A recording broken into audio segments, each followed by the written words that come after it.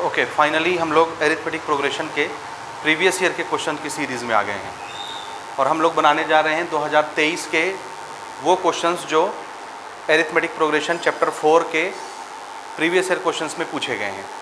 आई बात समझ?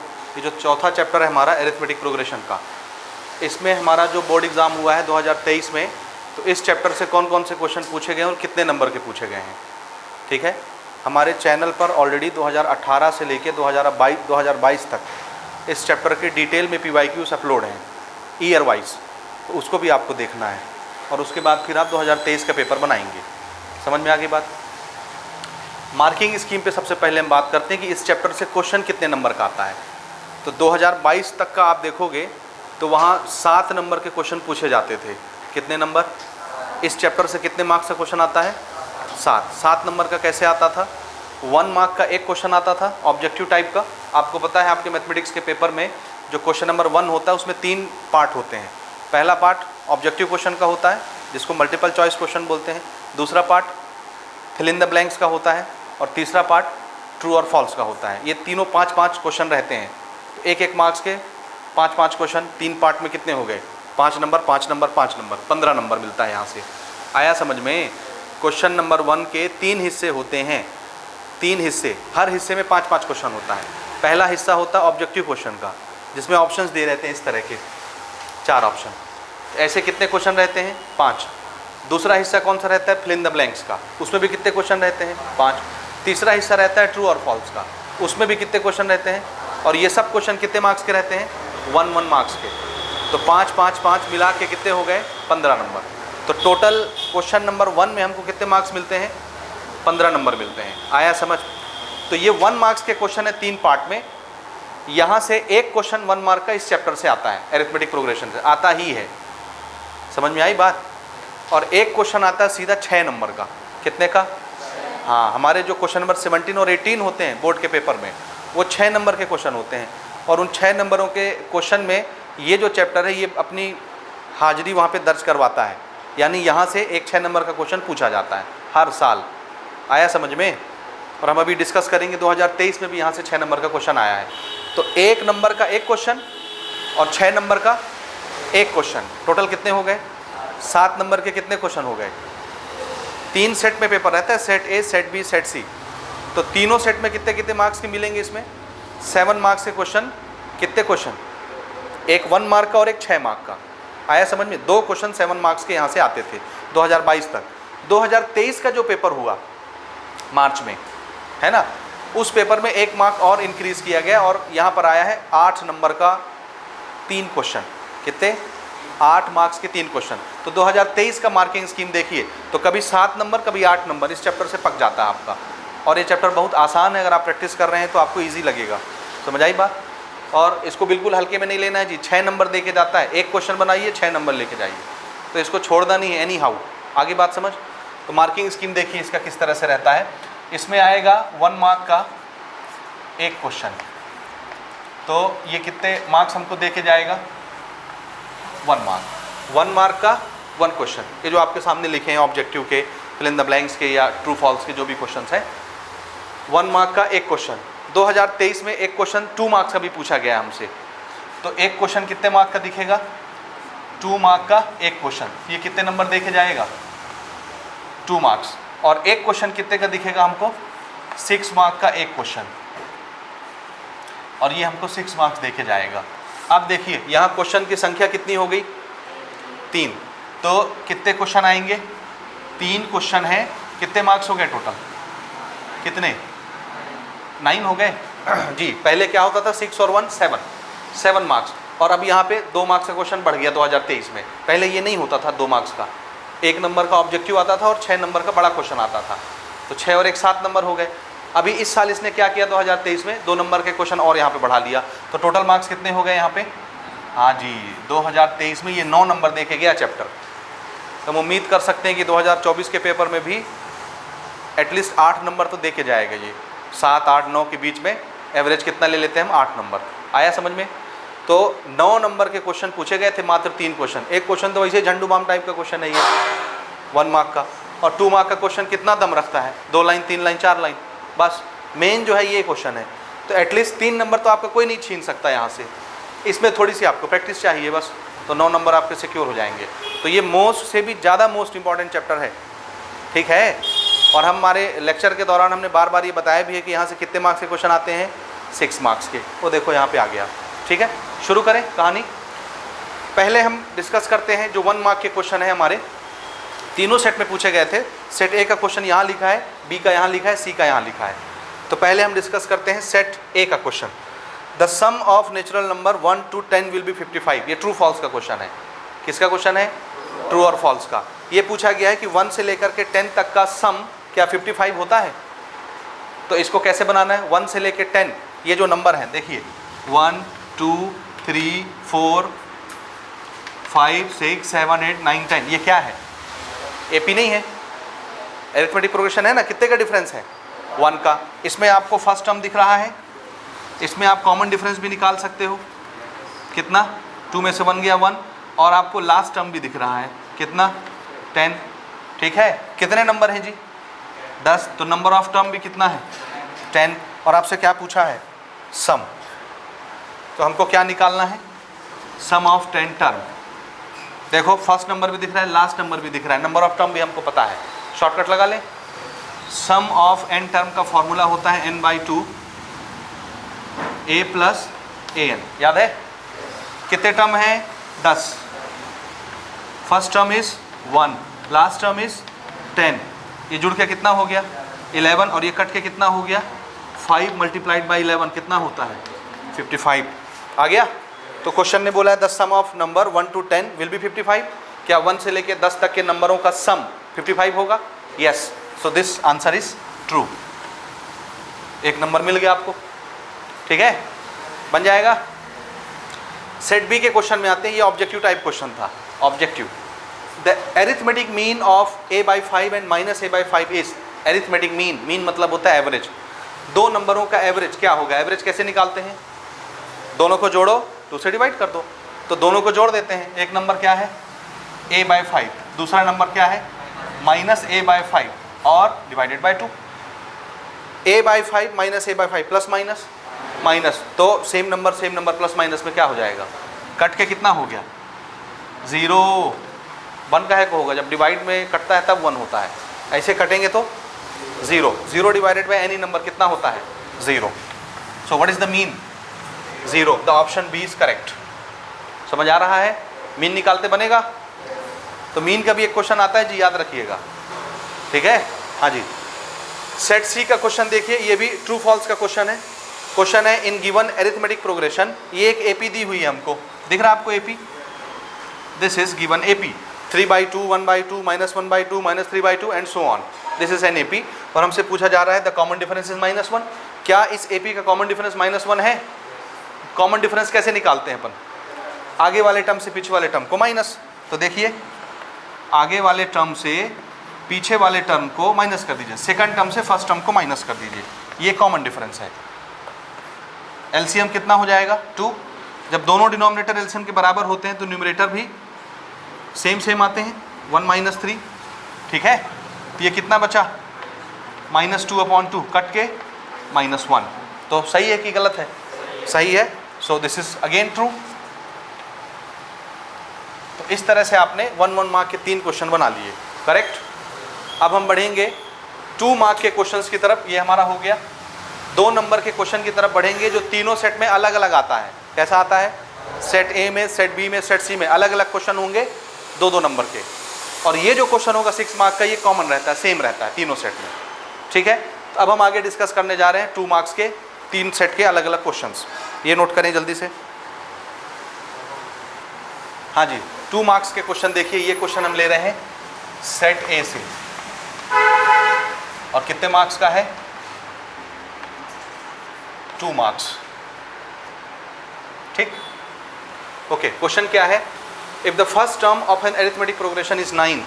किसी एपी का फर्स्ट टर्म कितना है? फर्स्ट टर्म को आप किससे दिखाते हो? ए से।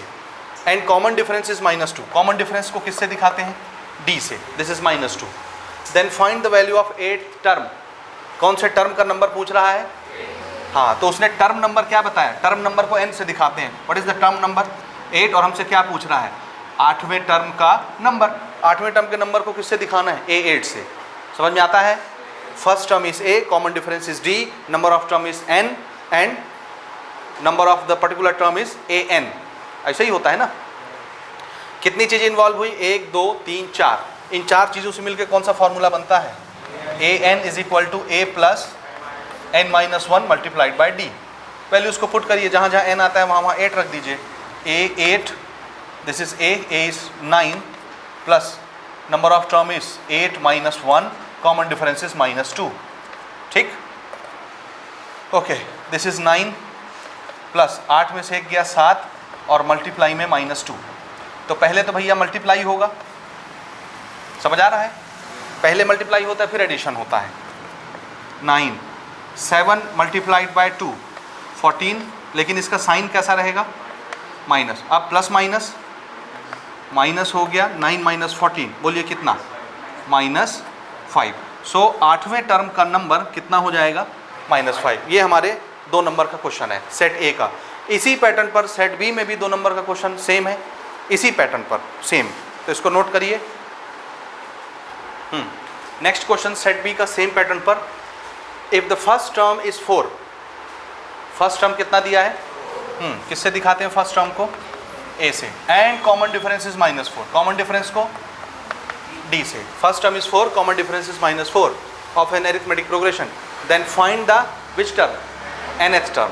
तो टर्म का नंबर कौन सा हो गया, टर्म को n से दिखाते हैं। कौन सा टर्म पूछा है हमसे, nth टर्म। तो n की वैल्यू n, और हमको क्या निकालना है, nth टर्म के नंबर को क्या लिखेंगे, an।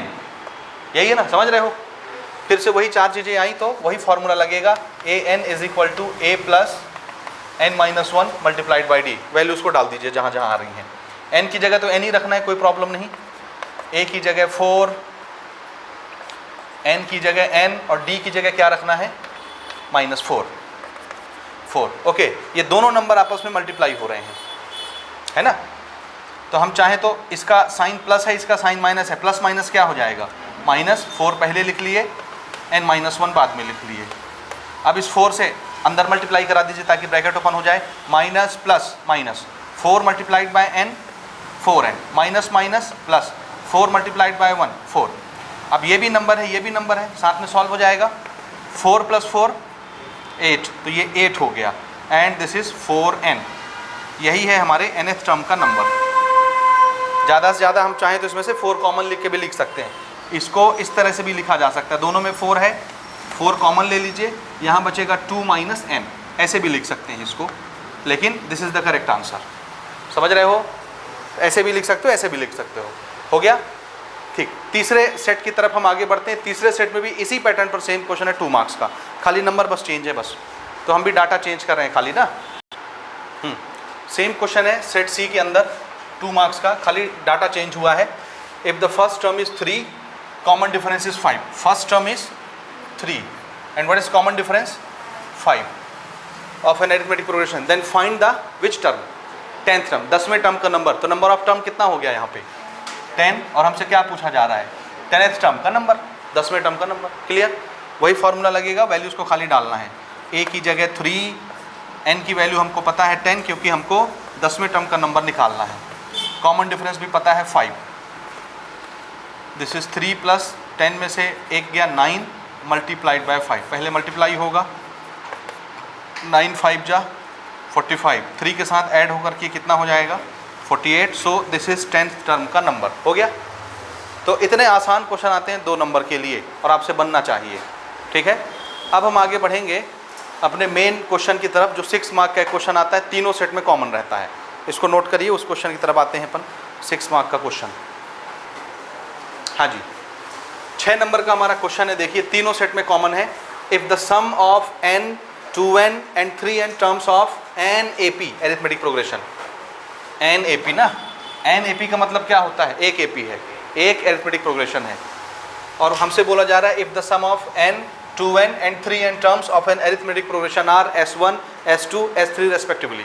क्या मतलब है, एक AP है, उस AP में से कितने टर्म उठाए, n टर्म, तो उस n टर्म का सम कितना आया, S1। AP एक ही ठो है, कितनी है, एक सिंगल एपी है, अगर मैं उस एपी में से n टर्म उठा के सम निकालता हूँ, जोड़ता हूँ, तो सम कितना आता है S1। और अगर उस एपी के 2n टर्म निकालता हूँ, अभी हमने n टर्म निकाला था, अब कितने निकाल रहे हैं, 2n टर्म निकाला और ऐड किया, कितना आंसर आया S2। और अगर हमने 3n टर्म निकाल के ऐड किया उसी एपी का, तो आंसर कितना आता है S3। तो n टर्म का सम कितना है S1, 2n टर्म का सम कितना है S2 और 3n टर्म का सम कितना है S3 रेस्पेक्टिवली। ठीक है, तो प्रूव करके दिखाइए S3 is equal to 3 time S2 minus S1 है, ये हमको प्रूव करके दिखाना है। प्रूव करने का तरीका ये होता है, LHS लेकर के आप स्टार्ट करिए, RHS ला के दिखा दीजिए, प्रूव हो गया। या RHS लेके स्टार्ट करिए, LHS ला के दिखा दीजिए, प्रूव हो गया। और अगर LHS लेके स्टार्ट करने में RHS नहीं आ रहा, या RHS लेके स्टार्ट करने में LHS नहीं आ रहा, कोई बात नहीं, LHS लेके स्टार्ट करिए, कुछ आंसर आया, RHS लेके फिर स्टार्ट करिए, वही आंसर ला के दिखा दीजिए, प्रूव हो जाएगा। दोनों का आंसर भी अगर आपने मैच करा दिया तो भी प्रूव माना जाता है। तो प्रूव करने के कितने तरीके होते हैं, 3। क्या क्या तरीका, LHS लेके शुरू करो, क्या ला के दिखा दो, RHS, प्रूव। या RHS लेके शुरू करो, क्या ला के दिखा दो, प्रूव। और मान लो कभी ऐसा होता है कि आप LHS लेके स्टार्ट कर रहे हो, RHS नहीं आ रहा है, RHS लेके स्टार्ट कर रहे हो, LHS नहीं आ रहा, तो फिर क्या करते हो, फिर दोनों स्टार्ट करोगे, दोनों को बनाना है। इसको सॉल्व करो, कुछ आंसर आया, इसको सॉल्व करो, वही आंसर ला के दिखा दो, तो भी प्रूव हो जाएगा। दोनों का आंसर सेम, तो दोनों क्वेश्चन भी सेम रहे होंगे। समझ में आता है कि नहीं आता? ठीक है, तो चलिए सबसे पहले हम यहाँ पे डाटा नोट करते हैं, क्या क्या हमको दिया है। देखिए, सम का क्वेश्चन है और हम सब जानते हैं सम ऑफ n टर्म हम लोग कैसे रिप्रेजेंट करते हैं, सम ऑफ n टर्म Sn से। n टर्म के सम को Sn से रिप्रेजेंट करते हैं। और जब हम इसको एक्सपांड करते हैं तो क्या फॉर्मूला है एक्सपांशन का, n/2 2a plus n-1 into D. ये सारी डिटेल हम बेसिक लेक्चर में कवर कर चुके हैं, तो ये यहाँ दोबारा बताने की ज़रूरत नहीं है, डायरेक्ट हम फार्मूले पे काम करेंगे। तो सम ऑफ n टर्म का ये फार्मूला होता है। अब इस फार्मूले में देखिए, अगर हम n टर्म ले रहे हैं तो यहाँ पे n दिखेगा, यहाँ पे n दिखेगा और यहाँ पे n दिखेगा, क्योंकि n टर्म का सम है तो n तो रहेगा। इसी तरह से जब आप 2n टर्म का सम निकालोगे तो यहाँ क्या दिखेगा, n की जगह 2n, तो जहाँ जहाँ n आता है वहाँ वहाँ 2n, जहाँ जहाँ n आएगा वहाँ वहाँ 2n। ठीक है, n टर्म के सम में जो हमारा फॉर्मूला है उसमें हर जगह n दिखता है, तो 2n टर्म के सम में जहाँ जहाँ n है वहाँ वहाँ क्या दिखेगा, 2n। इसी तरह से 3n टर्म के सम में क्या दिखेगा, n की जगह जहाँ जहाँ n आता है वहाँ वहाँ 3n। जैसे यहाँ n आता है तो यहाँ क्या हो जाएगा, 3n-1 मल्टीप्लाइड बाई डी। ये तरीका समझ आया? तो n टर्म के सम का एक्सपांशन, 2n टर्म के सम का एक्सपांशन, 3n टर्म का सम का एक्सपांशन। और n टर्म के सम को लिखना कैसे, ऐसे। 2n टर्म के सम को कैसे लिखना है, ऐसे। 3n टर्म्स के सम को कैसे लिखना है, ऐसे। ये उनके लिखने का तरीका, ये उनका एक्सपांशन। ये हमको आता है, पहले से आता है कि नहीं आता? आता है। तो चलिए स्टार्ट करते हैं, ये हमको प्रूव करके दिखाना है। पहले वही चीज़ हम यहाँ पे नोट कर लेते हैं, क्या दिया हुआ है। अच्छा, इन सब में n 2n 3n तो आएगा, लेकिन ज़बरदस्ती a और d भी आ रहा है। क्या आ रहा है, a और d। पहले हमको मानना पड़ेगा कि क्या चीज़ है। a और d क्या होता है, a होता है फर्स्ट टर्म और d क्या होता है, common difference. Let first term and common difference of A P be a and d respectively. मान लिए कि एक AP का फर्स्ट टर्म और कॉमन डिफरेंस क्या है, A है और D है। ठीक है, चलिए अब हम गिवन डाटा बनाते हैं। n टर्म का सम कितना दिया हुआ है, S1। n टर्म का सम कितना दिया है, S1। समझ में आता है? तो n टर्म के सम को कैसे लिखना है, ऐसे। और इसकी वैल्यू कितनी दी हुई है, S1। तो गिवन देखिए,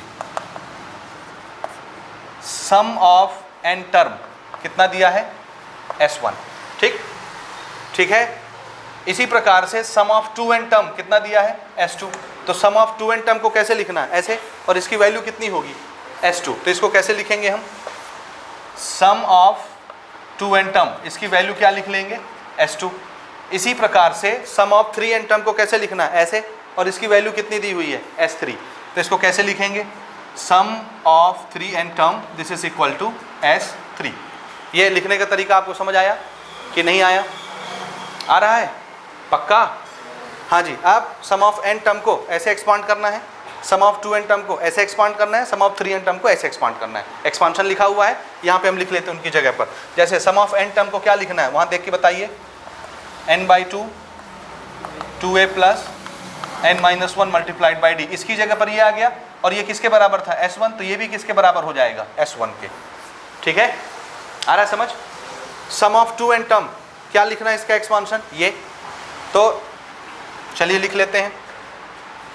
क्या लिखना है बोलिए, 2n divided by 2 2a plus 2n-1 multiplied by D and this thing is equal to s2। ठीक है, आ रहा है समझ में, ये आ रहा है, ठीक हो गया। ये थोड़ा सा चीज़ें कैंसिल हो रही हैं तो कैंसिल कर लेते हैं, ये 2 कैंसिल हो जाएगा, तो खाली क्या बचेगा यहाँ n 2a plus 2n-1 multiplied by D and this thing is equal to s2। बोलिए क्लियर है ये। सम ऑफ 3n टर्म क्या लिखना है, ये रहा एक्सपांशन, लिख लें इसकी जगह पर।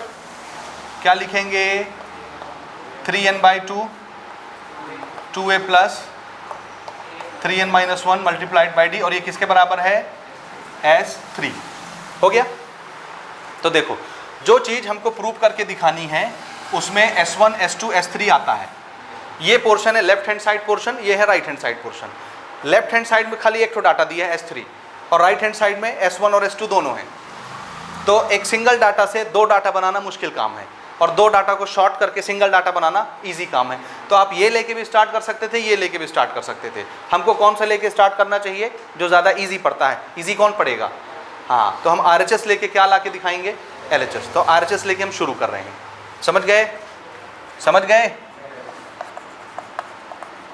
टेकिंग RHS, क्या है RHS हमारा, 3 टाइम s2 माइनस s1, यही है, यही है। हाँ, वैल्यूज को डाल दीजिए, क्योंकि s1 की वैल्यू हमारे पास है, s2 की वैल्यू हमारे पास है, s3 की वैल्यू हमारे पास है। s1 s2 s3 सब ना है। यहाँ किसकी जरूरत पड़ी, s1 और s2 की। ये रहा s1 का वैल्यू, ये रहा s2 का वैल्यू, यहाँ रख दीजिए जैसे जैसे आ रहा है। तो ये हमारा RHS कितना है, 3। सबसे पहले s2 की वैल्यू, s2 ये वाला s2 यहाँ रखिए, s2 की जगह n 2a plus 2n-1 multiplied by D, ये किसकी जगह पर रख दिया हमने, s2 की जगह। अब ये माइनस के बाद s1 लिखना है, s1 ये है, ठीक है। तो माइनस के बाद जब हम लिखते हैं तो सबके साइन क्या होते हैं, चेंज। तो फिलहाल अभी हम इसको ऐसे लिखते हैं, n/2 2a plus n-1 multiplied by D, खत्म। ये समझ आया आपको। ये s2 की वैल्यू लिख दिया, माइनस लगा करके इधर s1 की वैल्यू लिख दी है, क्लियर है। अब इसको थोड़ा सा शॉर्ट करते हैं, देखते हैं क्या क्या चीज़ हम कॉमन निकाल सकते हैं, क्या क्या चीज़ें बचाई जा सकती हैं, क्या क्या चीज़ें निकाली जा सकती हैं। तो सबसे पहले देखिए, ये एक टर्म है, ये दूसरा टर्म है, क्योंकि प्लस माइनस क्या बनाता है, टर्म। तो बीच में माइनस लगा, इसका मतलब ये पूरा एक टर्म और ये पूरा दूसरा टर्म। इस टर्म में देखिए n है, और इस टर्म में भी देखिए n है, मल्टीप्लाई हो रहा है डब्बे के साथ। इस पूरे डब्बे के साथ n मल्टीप्लाई हो रहा है, और इस पूरे डब्बे के साथ भी n मल्टीप्लाई हो रहा है। नीचे का 2 रहे आएगा, क्या करना है, तो अपन क्या कर सकते हैं, n को कॉमन निकाल सकते हैं। तो n हम जब कॉमन निकालेंगे, ये कैसा हो जाएगा, n बाहर आ गया। अब अंदर क्या बचा, 2a प्लस, अब n हम निकाल लिए, तो इस डब्बे की ज़रूरत हमको नहीं है।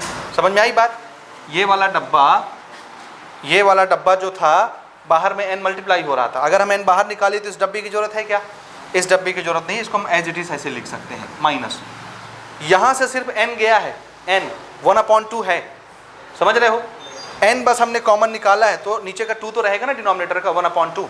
तो इसको हम यहाँ पे 1/2 रखेंगे, ठीक है, समझ में आया। अगर 1/2 है तो बाकी की चीज़ को ब्रैकेट में लिखना पड़ेगा, क्योंकि सामने मल्टीप्लाई होने वाली चीज़ मौजूद है। समझ में आया, ऐसे, ये क्लियर, ठीक है। हाँ जी, अब आगे देखिए। हाँ देखो, ये सिंपल, एक डाटा है और ये एक डाटा मल्टीप्लाइड बाय 1/2 है, तो 2 कहाँ रहेगा, इसके नीचे कि ऊपर? ये 1/2 है, ये पूरा न्यूमरेटर है, 1 न्यूमरेटर है, तो 2 कहाँ रहेगा इसके? भाई 1 इससे मल्टीप्लाई हो जाएगा, तो 1 से कोई भी चीज़ मल्टीप्लाई होती है वही चीज़ रहती है, और डिवाइड का 2 इसके नीचे रहेगा। तो आप चाहें तो 1/2 ऐसे लिख लें, या ये 2 कहाँ लगा दें, यहाँ नीचे। आ रहा समझ? तो ये क्या है, ये फ्रैक्शन है और ये सिंपल नंबर है। तो फ्रैक्शन के साथ जब कोई नंबर जुड़ता है या घटता है तो वो कैसे सॉल्व होता है? एलसीएम से। कैसे? समझ में आ रही ये बात? समझ में आ रही है आपको?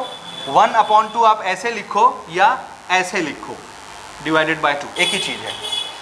आ रहा है? चाहे सामने 1/2 लगा दो या 2 को नीचे लिख दो, सबके एक ही बात है, क्योंकि ये पूरा नंबर 1 से मल्टीप्लाई होकर वही नंबर रहेगा, और डिवाइड का 2 चाहे आप यहीं पे लिखे रहो चाहे इनके नीचे लिख दो, बात वही है। आया समझ? अब ये फ्रैक्शन है और ये सिंपल नंबर है, तो इसको भी फ्रैक्शन की तरह ट्रीट करोगे, नीचे कुछ नहीं है तो क्या मानोगे? 1। अब 1 और 2 का एलसीएम कितना होगा? कितना? यहीं पे लिख रहा हूँ ना, 1 और 2 का एलसीएम 2, ध्यान से देखते जाना। 2 हो गया एलसीएम। 1 से 2 डिवाइड हुआ, कितना आया? 1 से 2 को डिवाइड करेंगे, कितना आएगा? 2। तो 2 से इस पूरे को मल्टीप्लाई करना पड़ेगा, न्यूमरेटर को। समझ आ रहा है? तो 2 से हम क्या करेंगे, इस पूरे को मल्टीप्लाई।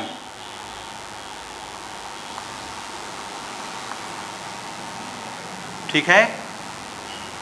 ये समझे कि नहीं समझे? बोलिए। 1 से 2 को डिवाइड किया, आंसर क्या आया? 2, और 2 से न्यूमरेटर मल्टीप्लाई होगा, तो ये पूरा न्यूमरेटर 2 से मल्टीप्लाई हो गया। क्लियर? फिर से ये माइनस साइन, इस 2 से इस 2 को डिवाइड करिए, 1 से ये पूरी चीज़ मल्टीप्लाई होगी तो वही चीज़ आ जाएगी, 1 से जब मल्टीप्लाई होती है तो यहाँ पे क्या आ जाएगा?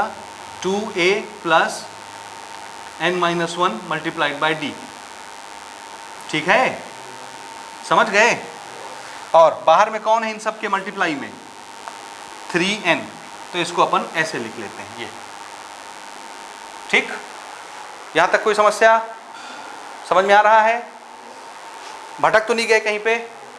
ठीक, ये हमारा क्या चल रहा था अभी तक? RHS। हाँ, अब इसको थोड़ा सा हम छोटा करते हैं। देखो, सब के नीचे 2 है, तो 2 अब नीचे लिखे रहो सबके, या क्या करो, बाहर निकाल लो। तो हम ऐसा करते हैं, 2 को बाहर निकाल लेते हैं, यहाँ से बनाएं। ठीक है ना? RHS क्या करना है? 3n पहले से था, और सब के डिनोमिनेटर से 2 को क्या किया, बाहर निकाले, तो इसके नीचे आ जाएगा 2। ठीक है? ये डिनोमिनेटर है, ये पूरा न्यूमरेटर है, तो डिनोमिनेटर सभी का डिनोमिनेटर 2 है, तो हम 2 को नीचे रखें या यहाँ बाहर निकाल लें, एक ही चीज़ है। नीचे से डिनोमिनेटर को बाहर निकाल लिए तो 3n के नीचे आ जाएगा, ये इस तरह से 3n के नीचे आ गया। अब यहाँ क्या बचा? इस 2 से मल्टीप्लाई कर दीजिए अंदर, ये 2 2 जा कितना हो जाएगा? बोलते जाइए। 4a, 2 का मल्टीप्लाई इसमें भी होगा, इसमें भी होगा। आ रहा समझ? तो 2 2 जब 4a, और 2 जब इससे मल्टीप्लाई होगा तो क्या मैं इसको ऐसे लिख सकता हूँ?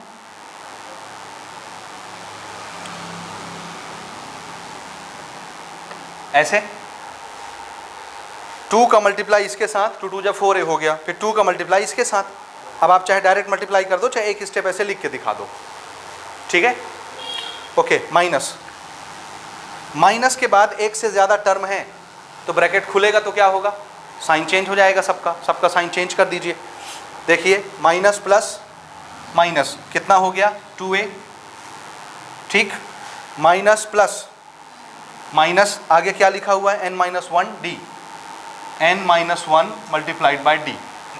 उसको मिटा दूं उधर का डाटा, ये मिटा देना, इसकी आवश्यकता नहीं है अब।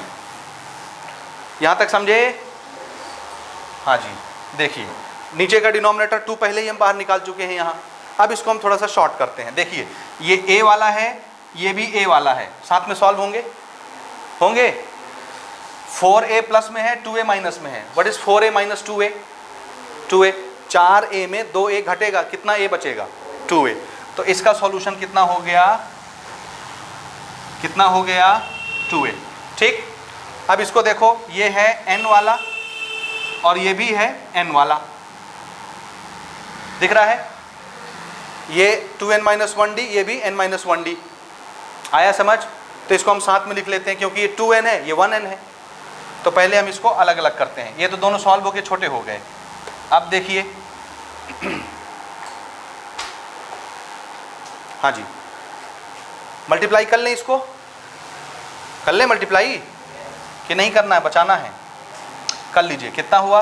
2 2 जा 4n, हाँ d भी मल्टीप्लाई होगा साथ में ना, ये 2 और d एक साथ मानिए, ये d यहाँ लिखा हुआ है, हम चाहते तो यहाँ लिख लेते, एक ही चीज़ है ना।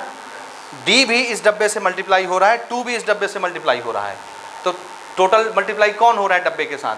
2d, तो 2d दोनों, तो 2 मल्टीप्लाइड बाई d दोनों, 2d मल्टीप्लाई हुआ 2n से, तो क्या हो गया? 2 2 जब 4nd, ठीक है।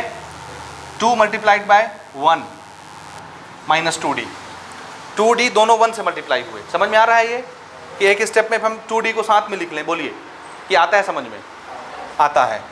हो गया 2 का मल्टीप्लाई दोनों में, ये तो खत्म हो गया, ये बचा। देखिए माइनस प्लस माइनस n और साथ में ये d, माइनस माइनस प्लस, तो d मल्टीप्लाइड बाय 1 कितना होगा? d, ठीक है।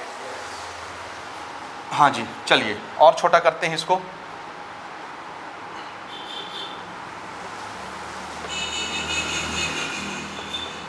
To A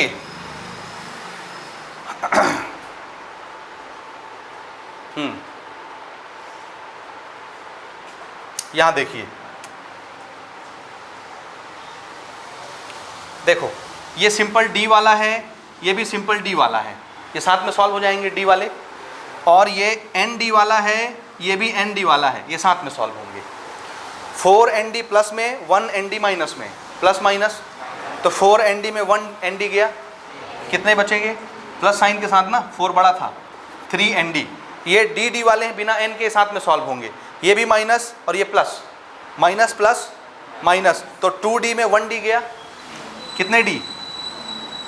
minus plus minus, 2d में 1d गया, 1d, साइन क्या लगेगा इस पे? माइनस। अब देखो दोनों में क्या कॉमन है? दोनों dd वाले हैं, d कॉमन है, अगले स्टेप में हम d को कॉमन निकालने वाले हैं। आया समझ? 2a, तो यहाँ पे क्या बचा? 3n, यहाँ पे क्या बचेगा? 1, और d अपन कॉमन निकाल दिए। दिख रहा है? दिख रहा है कि नहीं दिख रहा है? ये बन गया। अब जरा देखिए ये क्या था, यहाँ पहचानिए, व्हाट इज दिस? S3। तो ये जहाँ भी हमको दिखेगा 3n/2, 3n/2, 2a, 3n minus 1d, 3n minus 1d, तो ये जहाँ भी लिखा हुआ दिखेगा उसको क्या लिख लेंगे? S3। तो इस पूरे डाटा को क्या लिख दिया हमने? S3। और इधर क्या चला आ रहा था? RHS। और हमको ये लेके हमने स्टार्ट किया था, लाना क्या था? S3, LHS लाना था, LHS आ गया। सो ये क्या है जी हमारा? LHS। हो गया प्रूफ? ये देखो RHS ये लेके हमने स्टार्ट किया था, RHS ये वाला पोर्शन, और क्या ला के दिखा दिए? S3। ये प्रूव हो गया, दिस इज प्रूव्ड। ठीक है, तो ये 6 नंबर का क्वेश्चन इस तरह से आएगा जी, तो इस तरह से प्रैक्टिस रखनी है आपको। हो गया, खत्म करें यहाँ पे? हाँ।